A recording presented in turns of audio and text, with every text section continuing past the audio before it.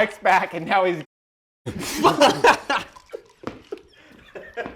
Maker Range 2.0, episode 4, let's do it. Today we're gonna experiment with using a magnet to see if we can catch all the iron filings and figure out something to do with them. So in honor of the Modern Maker podcast, we wanted to discuss challenges. Not like life challenges. Those find us. Ooh, that burns a little bit. We're not epoxy guys, but we've been epoxy curious. How much spaghetti sauce are you making? Let's get back to Ancestral woodworking.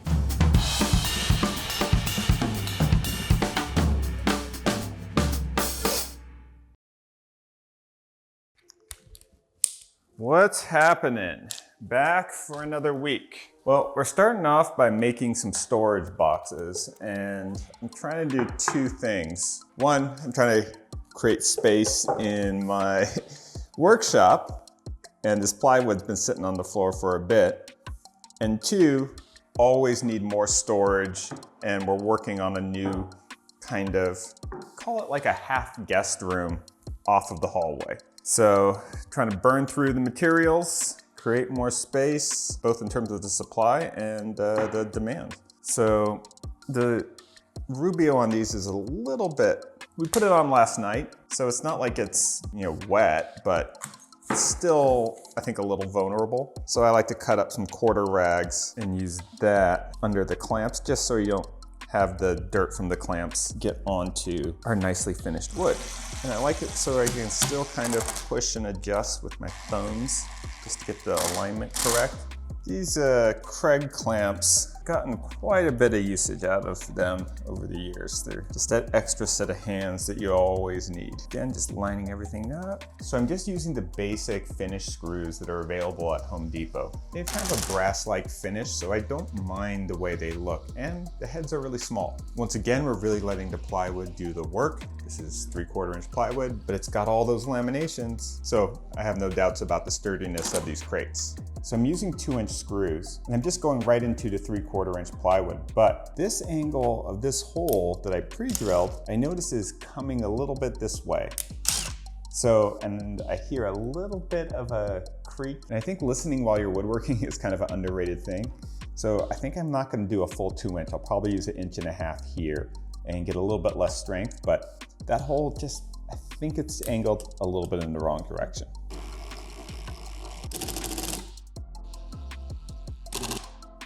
Okay, so very simple plywood box. And these are gonna slide on the floor, and I don't love the way wheels look when you put them on these storage crates. So we're gonna make some custom slides. So this is just recycled HDPE plastic. We use this on the forms for my Brutalist kitchen island.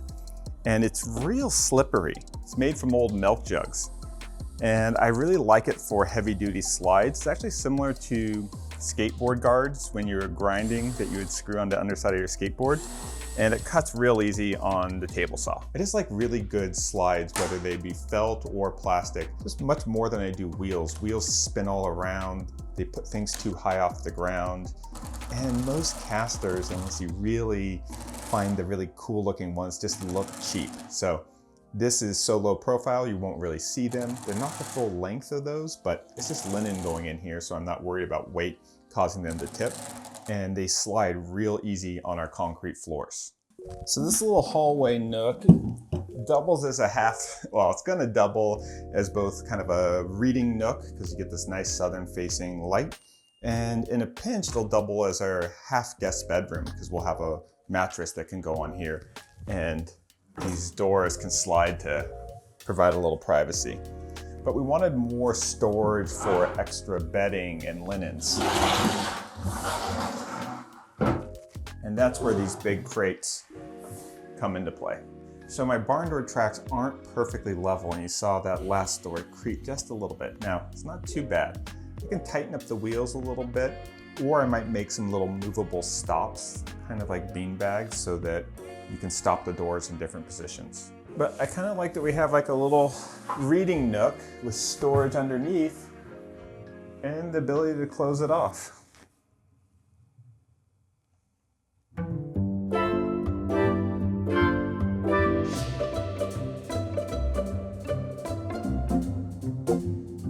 So people have really liked the glass brick side table, so I'm making a bigger version. There's gonna be a full coffee table. and some more of what's already worked. So that means I've been laser cutting a lot of pieces and then grinding them down. And today we're kind of going to experiment with using a magnet to see if we can catch all the iron filings and figure out something to do with them. So I got this big magnet. I'm going to put it in a plastic bag. And let's see if we can separate this dust. So I had no problem picking up all the iron filings. That was really easy.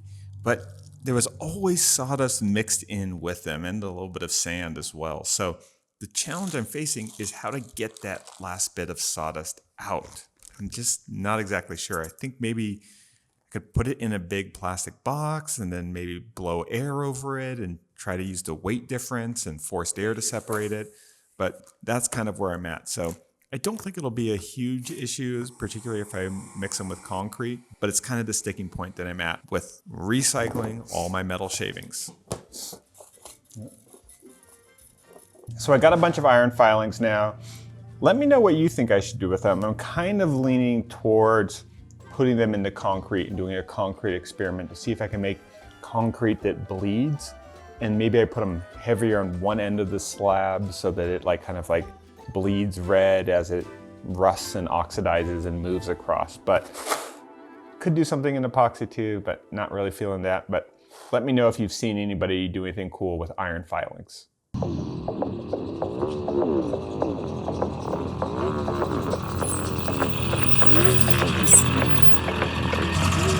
been summoned to make a range 2.0. Mike from Modern Phil. Yo! Hey, You're back! make a range 2.0. Episode 4, let's do it. Boom! You're back Here I in am. Joshua Tree. Yeah.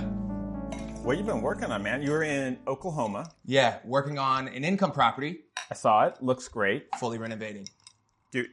Are you Airbnb-ing or are you long-term Long-term renting? renting. Gotcha. Yep. We gotta hang on.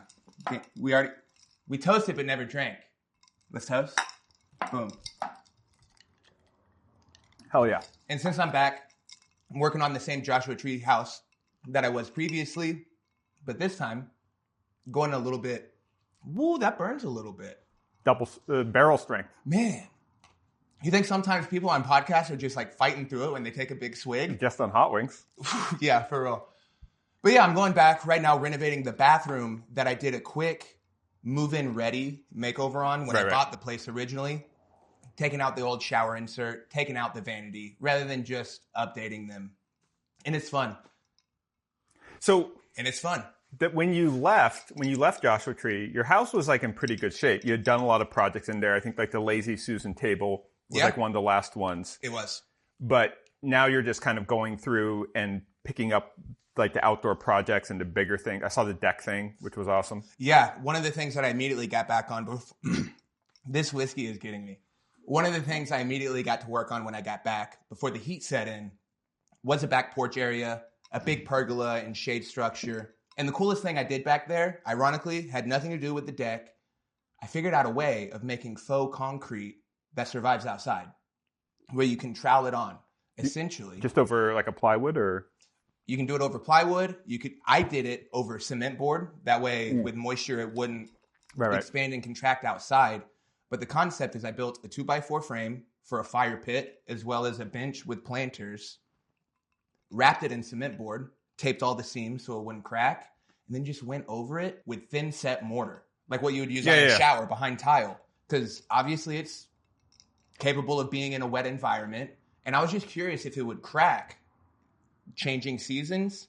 And so far, going from dead of winter into the heat of summer, we're golden. Thinset is cement-based, right? It's not... It's the cement mortar product. It probably exists somewhere in between the two. Right. Okay, yeah. I've seen people use Thinset for artwork, where they do plaster art, because it's thinner and finer.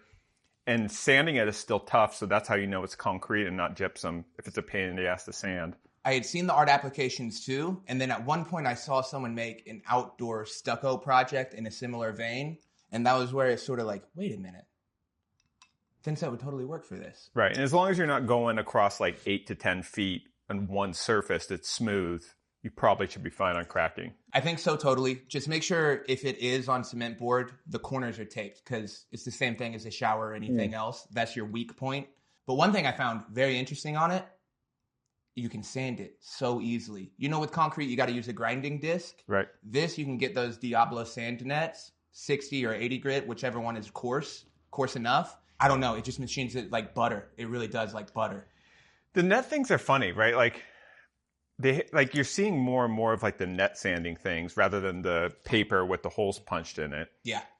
And it makes sense. I mean, drywall guys always use the nets, not the paper. What are you loyal to right now?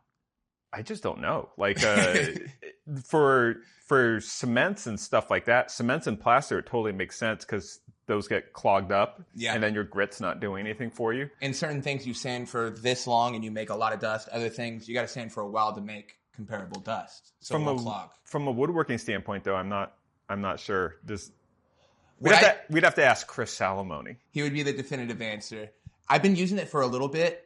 I got a Vevor pack on Amazon, like 100 discs for $20 rather than like a small pack for $20 at the Depot. I love Home Depot and Diablo, but good deal there. Vevor is just like dominating TikTok integrations. Because they have They make everything. Yeah, everything under the sun. It's like Amazon fire pit insert that I used for the fire pit we just talked about. Yeah. The insert that goes in and connects to the tank, Vevor. Vevor is just real life Acme products, right? Kind of. I have an ice maker from them. Yeah. And then I was like looking and they make like a crucible that can melt your copper. And then they make the thing that strips, if you're like a real crackhead stealing copper wire. Oh, really They make fast. the thing that strips the things. Yep. But they make the most random, like semi-professional tools for like all sorts of industrial applications. And I think they're sourcing stuff from the factories that the name brands are getting their stuff from. The thing that tripped me out the most was when I got a paint sprayer from them. And I realized it was the exact same as the Wagner one that I used, like the last big project I did. It was the exact same plastic molding, and it also was comparable quality. There was no perceivable difference. And I think that's what Vevor is doing like at every level. Are they the new like Harbor Freight? Yes. Yes. Right? Because they're kind of in that low-end price point. I hear people either talk mad crap about them or be like, no, they're freaking awesome. And that's kind of how people talk about Harbor Freight. People love Harbor Freight, and then it's also like the butt of so many jokes because it works. Yeah. I love my Harbor Freight welder. It's freaking awesome. But it's also still the low end of the market. So I think like Vevor is just the new Harbor Freight. And I think about putting a Vevor product integrally into my home, and I'm kind of like, skeptical. Because they even make things like waterproofing membrane for showers, like what Schluter would sell at Home Depot. And that's one where I second guess, do I just spend an extra $100 and get the proper name brand Schluter waterproofing system? Or do I get the Vevor one? Because I've never really had that bad of an experience, but it's got the perceived Harbor Freight thing where I've heard people talk crap on it, but every time I've used it, it's worked well. Yeah, so if you've had a good Vevor experience, let us know in the comments, because I think it's like Harbor Freight, where if it's all about the find, right? You don't want to go to Harbor Freight and outfit your whole shop. Like I would never use a Harbor Freight circular saw or sander. But like a bottle jack, absolutely. A hydraulic press, totally. Exactly. Yeah. So let us know, what are the good and terrible Vevor products that you've experimented with? I never thought there would be like the reputable Amazon brand that way. Yeah, because it's probably hit or miss. There's probably some things that are perfect value for things that don't have to be, where the better version isn't that much actually better, versus, hey, this is the cheap one's actually just rock solid here. And then final thought, my bad, I keep talking to the camera. I've used 2 Vevor cooktops in my life. Induction cooktops, the kind that you got to use a specialty pan for. The first one I used was when I renovated the kitchen in Joshua Tree, and I hated the amount of power it fed. It took too long to boil a pot. Fast forward a couple years later, after I got back from Midwest City, I accidentally broke that cooktop and needed to replace it. The glass had shattered, and it works amazing. So it might be one of those things that the Vevor 1.0 was a little shysty. Hold on. You slammed the pot down and broke the glass? It was Shane. It was honestly Shane. Shane was staying at my place in between houses, and it happened when he was there. It wasn't technically me, so behind the camera, it was him. Vanilla extract fell on it, and I was like, oh, shoot. I know, look at me. I was willing to take the blame, point no fingers. Dang. Gotcha. But the big point, the first cooktop, 1.0, not that great. Version 2.0 is like they fixed all the problems. So maybe if this is like a brand new looking and it doesn't have a Vevor review base, like a lot of people have purchased it with good results, be a little cautious. So in honor of the Modern Maker podcast, and now that we're both back, we're both focused on YouTube, knocking out those DIYs, we wanted to discuss the idea of challenges, right? Classic Modern Maker podcast challenges, like the one sheet of plywood. Okay. Not like life challenges. Those find us on their own. For real. Don't need to add those. What was the 2x4 challenge? Bent wood challenge. I'm kind of thinking 2 bag of concrete. Oh, so we've kind of discussed this a little bit off camera about bringing some of them back just as a way to kind of create a little bit of a synergy around the YouTube space where something's happening, but it's happening on multiple channels at a time. Yeah. So I'm kind of want to bring back the one sheet of plywood or the one sheet challenge. Yeah. Just because I think when we did that, plywood was like $32 and now it's like... It's double. Yeah. Like it never went down after the pandemic. No, because then the tariffs hit. Yeah. You know? So all the more reason to be real economical with those sheet goods when they've gone up twice in price. So big time. I'm kind of thinking about bringing that back. One thing I've been seeing out of you, fancy plywood. You were the Radiata guy. What happened? Well, sponsorships and deals. Well, but sometimes the sponsorship can lead to a light bulb moment or like open a creative door, not to where you're forcing it. It's for the hotel, we wanted to use a really high-end plywood. Cool. And it actually ends up being, because the plywood's stronger, I don't need to use as much. So it's probably 3 times the price of a classic Radiata pine. Yeah. And it's probably 50% stronger. So it's not like you're making it back where it's so much stronger that you have to use only half as much. So it's still a more expensive project material, but the edge conditions are so nice. And I've gotten some sheets of Radiata where like I ripped like an 8-inch wide strip and it just like completely delaminated in the middle. Yeah. I've gotten some real crappy versions. Or they just kind of do this over time. You bought them and they were pretty good, but as soon as the stack on top of it went away, the pressure released. So yeah, the nice plywood's been, I mean, it's fun to work with. It's great. I'm starting to finally work my way through the giant stack that I had, but I'll be getting back to, I actually kind of am even thinking MDF. Yeah? So MDF sucks, terrible material. Not fun sawdust. Horrible sawdust. I think with like the right finish, it kind of has the wood look of leather. And now that, and it has those like 90s kind of muted tones. Mm-hmm. I've used color stains on it to kind of turn it like an olive green or a khaki color. Mm-hmm. And given that like browns and greens are kind of like a popular finish. Big time. Like if I was to do like acoustic paneling in like a home office or something, I might just do a whole bunch of stuff out of MDF because it kind of absorbs noise. Yeah. It's inexpensive. And it comes in a sheet good. I mean, it's just not durable, I guess, is the only thing. You've done something before with industrial felt that comes in these big rolls, right? It's like 1/4 inch thick or an 1/8 inch thick, depending on what you buy. That's the same stuff that's on the back of those slat board panels that you see like everywhere now, whether it's a podcast or just a home office build or something.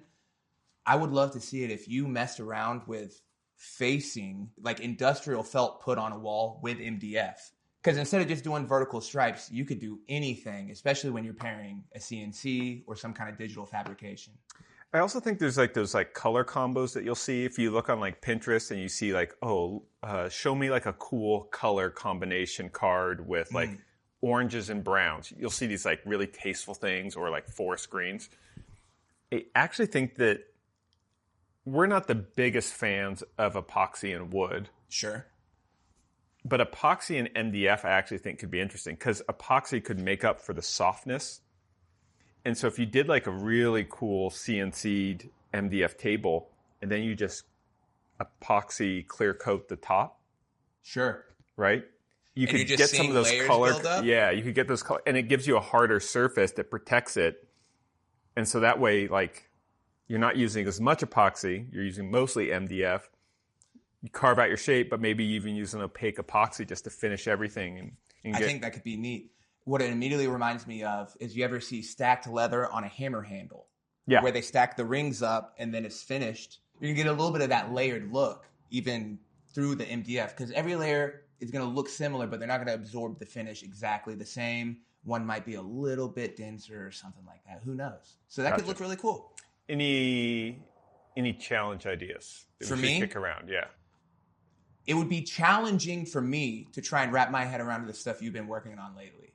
The like rocks, taking a big chunk of wood and making it not square anymore, all of that kind of stuff. If I were to try and put myself in your shoes, that would be a challenge. And I think a lot of other people out there that took part in it would be thinking outside of the box they're normally in. So we do like a rocks and stick challenge?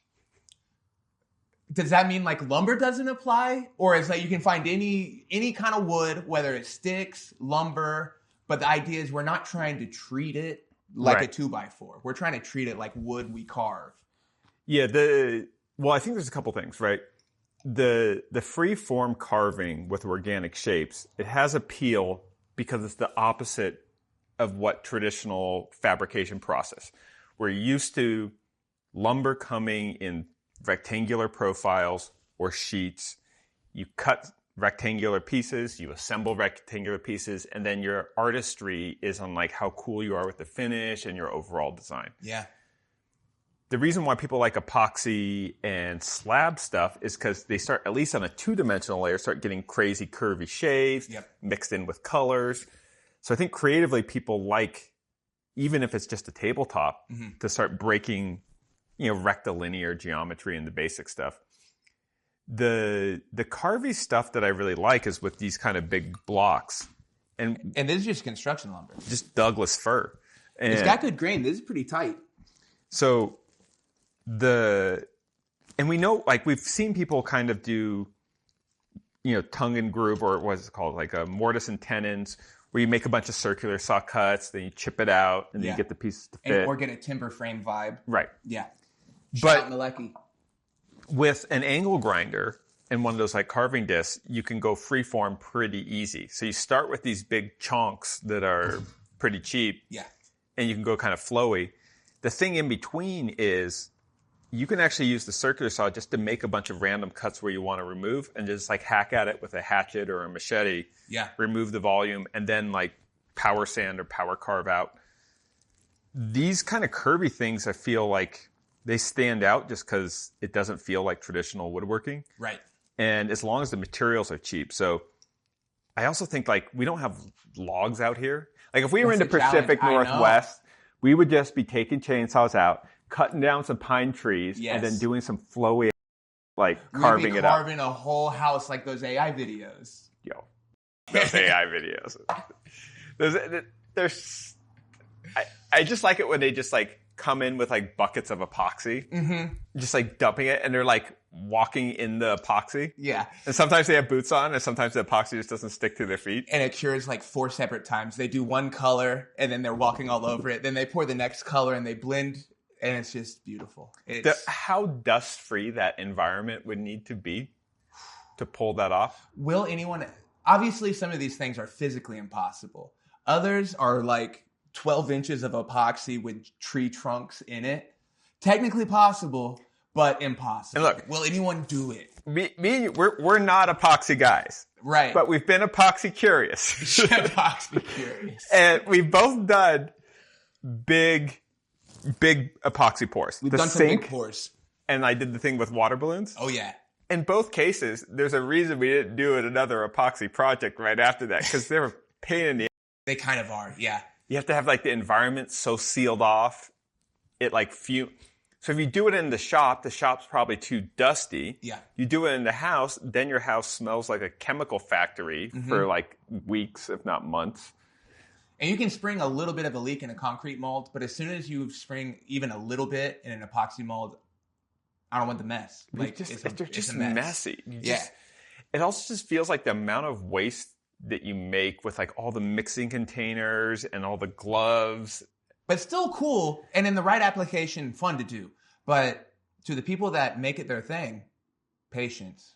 I don't have it in that way. Yeah, I really think it's kind of like a character trait. They got the patience to set up and make sure that everything is dialed in before they go. Where you and me, we kind of wing it a little bit too often. If I had a bigger shop that had like a dedicated epoxy room, I think I would do a lot more. Agreed. Right? Yeah. And if I ever build a big shop, I think I'm going dedicated epoxy and paint room. How are you feeling in this space after you've been in it for a while? Your space always feels too small, but knowing me, if it was bigger, it'd just be messier, not better. No matter how big the space is, I would always have a 10 by 10 space to build. Exactly. Everything else would be kind of chaotic organization. So it's just like knowing yourself. It's like it's like what we've always talked about shop though. This is 30 feet by 20 feet. Yeah. And I always think long, like I don't think I'd ever really need a shop wider than like 28 to 30 feet. Sure. But I could have unlimited length for the shop. Right, because you've got your building bay and then just walk down the storage lane. Yeah, you got a long aisle down the middle and it's just rows on either side. That would be great. Where I've never really seen a super efficient like 40 by 60 shop. Yeah. There's always like a lot of open space and stuff like that, which it feels great. Yeah. But yeah. You know that makes me think of? This is like a little Modern Maker podcast segment. You know Crafted Workshop? Yeah. Johnny just moved out of his big, huge workshop that was, honestly, it's a dream shop if you're in kind of like a woodworking sense. And the reason he's like, bro, I have to walk so far from my workbench to get to my table saw, and then from my table saw to grab a piece of sandpaper that I'm doing like 10,000 steps a day. It's crazy. And so he's like honestly paring down into a large garage. It would probably be comparable to this size. See, you just need the shop hoverboard to solve these things. Right. There's always another step. Yo, what happened to hoverboards? Okay. Those were pretty advanced early. Hoverboards, super fun. We were both like, you were cooking it. We were like using them around Maker Ranch 1.0. Like, that was a long time ago. I don't see them anymore. They should have been so good now that we just wear them like shoes. You would think, but a couple lithium-ion batteries explode in a plane and everything gets shut down. Safety. Have you seen Colin Furz's hoverboard he made? You know him, right? Yeah. He makes the most outlandish stuff. Well, a long time ago, he figured out how to make a bike with magnets. You're talking about magnets on this episode. He basically built a bike frame, cut it in half, put two real strong magnets where he cut it, and he has a magnetic suspension bike. Gotcha. Then he took that idea and applied it to a skateboard. So he made like a Back to the Future hoverboard to where there's a metal skateboard that is what's contacting the ground, but he's riding on a platform elevated like 6 inches. Yo, if any of you know of like a good hoverboard, we'll get one. We want to bring back the hoverboard. They're kind of fun for the big shop. So one wheel hoverboard, off-road hoverboard. What is it missing? Does it just need to actually hover? Well, I think the hoverboards were always better than the one wheel because they were much more about like you were like one wheel was like a vehicle. Right. You could go fast, but it's like going from a long linear distance. Hoverboard was just like maybe I took an edible and I just want to float around like my kitchen for a little bit looking for Have you ever snacks. been on one of the zero-turn riding mowers? Exactly. The lawn mowers that just go in a perfect circle. It's a lot like just having fun on one of those. Yo, I got a riding lawnmower. Electric? Ryobi. I've seen them. Let's go. I've wanted one, but I don't have a lawn that justifies me asking for one. I just got hit up for a sponsorship deal for a drone. Like you've seen like the Roombas, right? Like the robot vacuum cleaners. Of course, yeah. So now they got the robot lawn mowers, which actually I've seen them. Seems to make more sense. Now we're early, so we'll see, you know, how well they do. But I'm gonna be out there.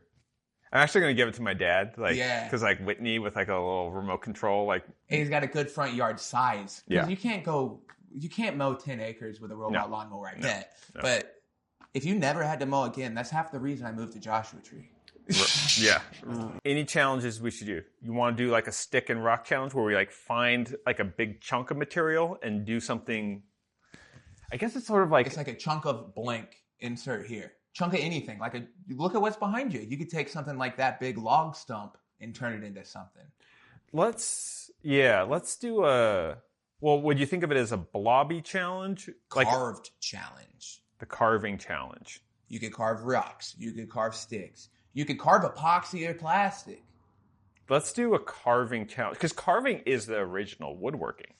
And you could machine plus carve, or you could start from the beginning and go completely free form. So I know some of those woodworkers out there will like really make a lot of cool joinery, but from the outside, you might see a lot of free form.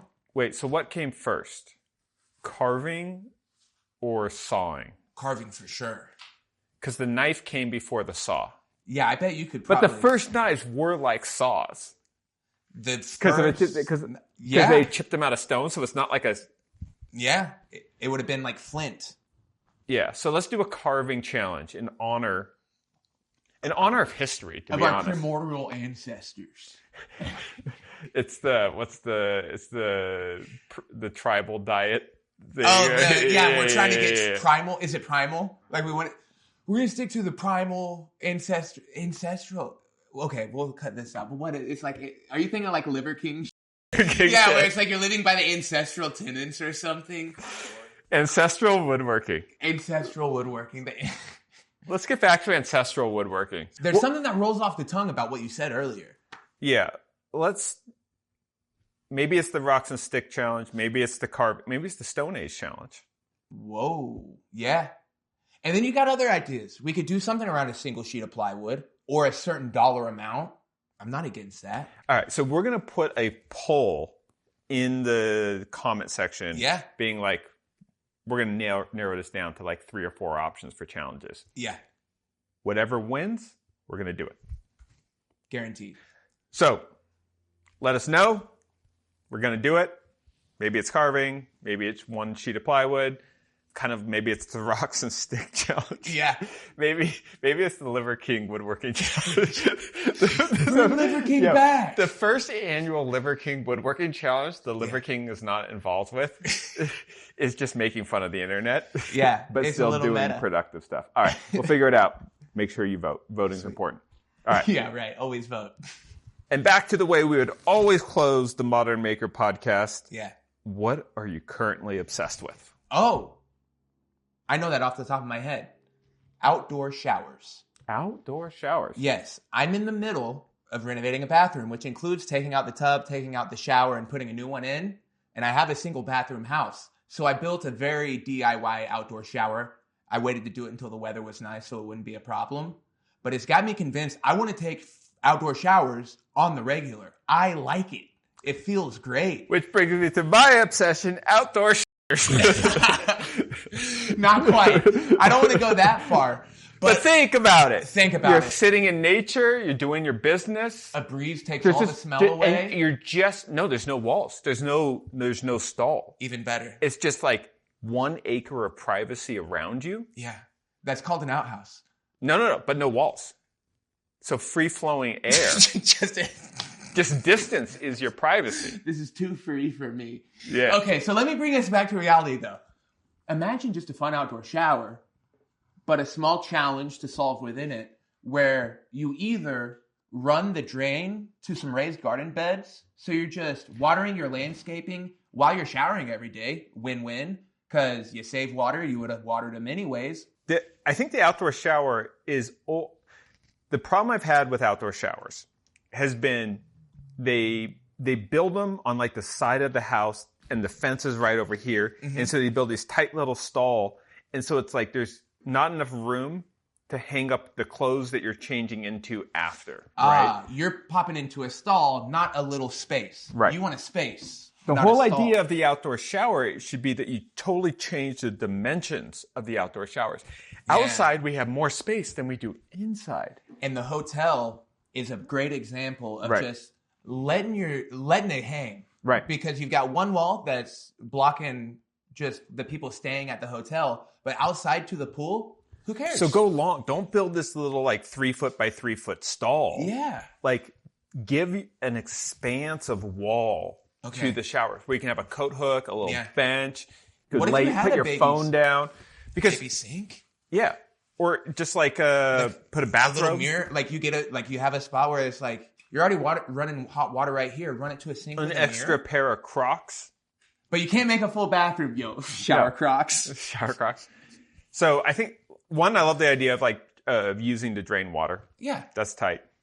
The other thing I've been looking at for outdoor showers, which is in a totally different direction, I've been thinking about it for the hotel, is you ever heard of a table shower? Never once. You ever been like kind of either so banged up after a long night of going out, Sure. or just like a little under the weather, and you're just kind of like, or a little hungover, and you're like leaning against the wall a little bit, but you want like the shower to kind of wash away the previous sins that just happened. So you're just talking about a long, like, what did I do yesterday shower? So table shower, I think, is interesting. I think I'm thinking about this more as like an outdoor interactive kind of experience. Okay. It looks like an altar where you would sacrifice something, but you just lay there and you like pull like a chain and you just like get washed off from overhead. And it's a big whoosh of water. Right, because you could make like a concrete kind of just like plateau. Yeah. Call it like 24, 30 inches above the ground. Yeah. It's high shower head to get Sure. the pressure. A little chain, just pull that chain and you just pull it again to turn it off. And you roll off. I might be the only person confused here. Are you standing or are you No, horizontal? you're on laying the table? horizontal on the table. Okay, see, I knew you might have been thinking the same thing. Well, The shower table. and this isn't like a Eyes Wide Shut thing or anything like that, is it? It's just being like, I'm too tired to stand, but I Yeah. need to be clean. Yeah. I'll be honest, I've been guilty of just like sitting in the bathtub with the shower hitting me after a long day. I'll just sit there and be like, this is okay. This is okay. I have a 5-gallon bucket that I filled with concrete, and it's just just a bucket-sized stool, but solid, no legs. Mm-hmm. It's in the shower, and if I'm like a little doing a hangover shower, Right. You just got to sweat it out a little. yeah, Like turn that heat up. I don't have a sauna. This is the next best thing. Yeah, you just need a little place to like take a seat And reflect. Yeah, repent. Right. It's not a shower pew though. That would be too far. Too far. We're not trying to confess one thing about what happened. There's only a small amount of guilt, not a large amount of guilt here. We're just processing. It's not anything beyond that. But what about you? What are you obsessed with? Let's see. One, magnets. Obligatory. How do they work? Magnets are awesome. I still, after all these things, now we hear like, oh, rare earth magnets are so important. We need them for those electric cars and all this. Sure. Magnets are awesome. It's all right. You're good. All right, cool. Magnets are awesome. We all know this. Yeah. I've been using them in this episode to clean up all the iron filings. I saw a peek of that. I've been, for my French cleat system in the house, I've been like putting leather over them to make just things where I can be like, oh, I need a place to put my machete. Kind of like a chef magnet. Right. Cool. So one, your induction cooktop made me think of them, right? Okay. Because I think with induction cooktops, it only works on metal with magnets. I think that is the thing. Isn't that the thing? Yeah. If it's not, correct us. No, I really think that's what it is. So some big magnets for your frying pans. Yeah, because they would stick. Like, how dope would that be? You're just like, I want to cook some eggs, and you just go right onto the thing, and then when you're done, you're just like, well, you probably have to clean it. Magnetic backsplash. Magnetic Ooh. backsplash. You put a magnet and then some. Is there like a tile material that would let the magnet work through it? So it could be just barely, offset from it, but still. Yo, bro, bring your thin set game to the for real. thin For set real. over some magnets. Yeah. No, I guess like probably anything brittle over them, the impact of a strong magnet pulling the thing that lasts 5 millimeters. Yeah. Probably going to shatter it. Probably. Epoxy dipped magnets. Because it's so thin. It would be such a thin barrier. Yeah. I also think that like the other thing I've been thinking about is solid epoxy or opaque epoxies. Mm-hmm. Everyone's always done the thing, but I still think my favorite epoxy project you ever did was that cookies and cream table. Oh, yeah. Yeah. Shane's going to put like a beautiful image of it right over us while we talk. Olive wood. Olive wood, yes, exactly. That I thought was one of the more tasteful epoxy projects that we've seen because everything was just trying to blend out so the wood could be the star. Mm-hmm. The epoxy wasn't trying to compete with the wood. It was just giving it a nice blank slate. In retrospect, we should have built up the whole cores with MDF so you would use like 1/10 of the epoxy. Yeah. So I'm thinking that like epoxies are really expensive. Yeah. If you're going with opaque epoxy, you have a way to use way, way, way less of it. You could have a solid MDF core with a 1/2-inch coat of epoxy 360 so that you're doing a pour that you don't even need like deep pour epoxy for because in no one place is it deeper than a 1/2 inch. Right. The other thing I've been thinking about is premium plastic. Right? Because, okay, I'm imagining. When you think plastic, what's the first word to describe plastic that you would think of? Like cheap. Exactly, trash. right? And I would say that's like, you would win Family Feud with that answer. Yeah. Right? Like, what do you think of what do most people think of when they think of plastic? Cheap. Yeah. Number one. But there's expensive plastic products out there. Think about an AirPod. An AirPod is only this big, and what is it, like? Mostly plastic. A couple $100 too? Yeah. Couple magnets. They're selling us plastic for a lot of money. Yeah. And there's like, I think like, if you can design an expensive product out of plastic, you're probably a really good designer. I think that's kind of been the goal for a long time. Right. Like, let's injection mold it. What can we mold? Yeah, you're right. So I've been thinking. Craig is the best at that. Yeah. Craig is the best at that. We got to tour their factory one time whenever I went to a wood magazine conference. A lot of their stuff is made in USA, like start to finish. And that's what they're so good at. Yo, shout out to Craig. Big time. Yeah, big time. I used their squeezy clamps in this episode, but like probably anytime I'm using a power tool, it's probably followed up by some sort of Craig device, whether it be a pocket hole jig, squeezy clamps. Yep. Okay, wait. Have you tried the Viking arm? Viking arm. It's one of the dumbest names I've ever heard. Yo, I've heard of the baby arm. No, I'm joking. The Viking arm. Okay, hang on, reset. No reset. No reset. Okay. This is 2.0. The Viking arm is the pistol grip squeezy clamp in reverse. So if you have to lift something, right? So if you take one of those like clamps, right? The pistol grip, Irwin, Craig, if you're a little more and it'll just fit into a tiny like shim spaced gap. But it reverses it and you can lift stuff. Yeah. And people have realized, and Viking arm realized this first, that if we make a clamp that can lift like 300 pounds, so you put it in and then you just like lift up one end of the cabinet or get something heavy up, or you just need to like lift the refrigerator up so you can like bring the screw feet down. Totally. Super expensive. Lifesaver. Like when you, especially for people like us that are often like doing things that should be with like 2 or 3 people, but we're like, I just had a hand. Wait. I'll use a clamp. Just go for it. Yeah. Or Jesse, I'll use a foot. Exactly. Viking arm, amazing. And now they're actually at Home Depot. Like I think DeWalt did like a knockoff version of them. Mm-hmm. Super handy, but like kind of like with speed squares, where it's like we had like, you know, the 6-inch speed square. We're like, this is awesome. Then we're like, oh, they make a 12-inch speed square. Right.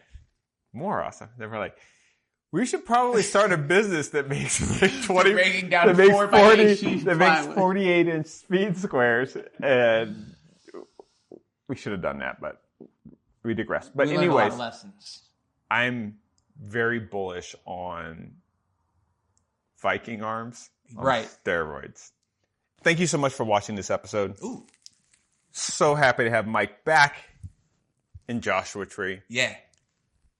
We want you all to go to Chris Salamone's most recent Instagram post. Perfect. We're not bringing the podcast back anytime soon. Chris has his own kind of pod and action going on right now, too. Right.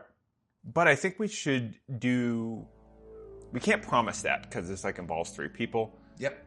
But hit Chris up, and I think we should do a once a quarter Modern Maker podcast deep dive where we go like 2 or 3 hours.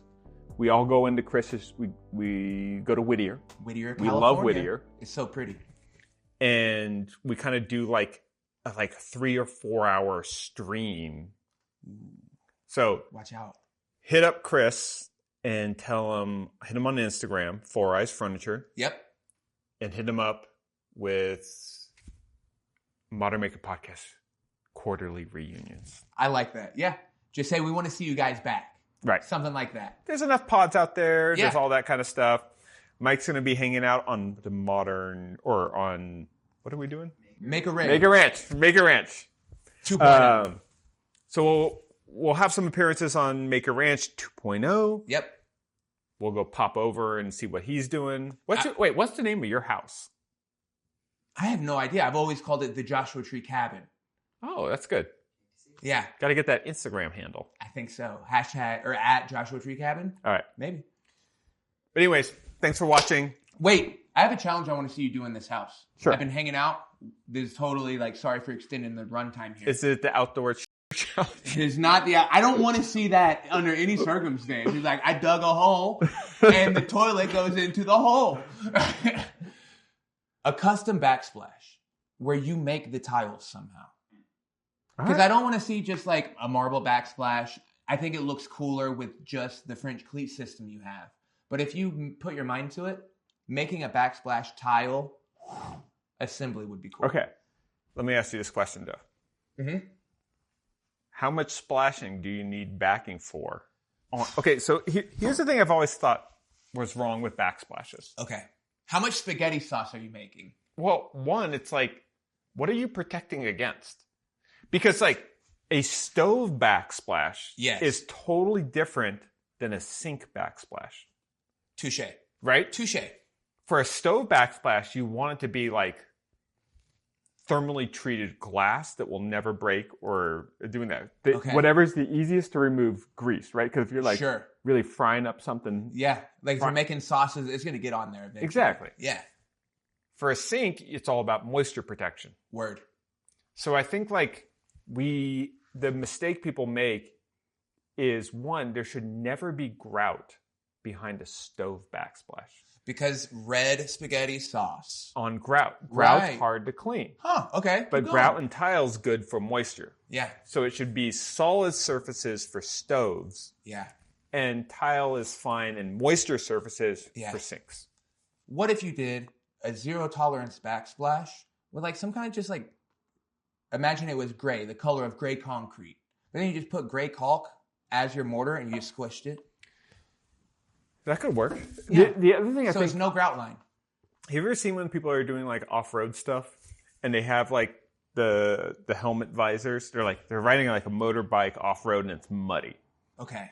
And and it auto wipes. And or it's like a tear sheet. They have like 30 layers of peel and stick. Clear. And they're like, oh, I can't see. Yep. Let me just rip this off. Big time. Maybe we do that for backsplashes. We just put like a thin sheet of stainless steel back there. Yeah. It gets all messy.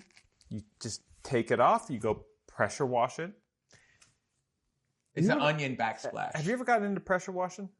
Not other than watching like a long pressure washing video of someone like cleaning a wall. Yeah. I feel like we got to get into more pressure washing. But we'll leave that for a future episode. Right. We've been here enough. Cheers. Great to have you back, brother. Kill it. Kill the rest of this. Yeah, let's go. 2.0. Thank you for watching. Nice, man. That was fun. Hey, if we just get going, we can talk for an infinite time.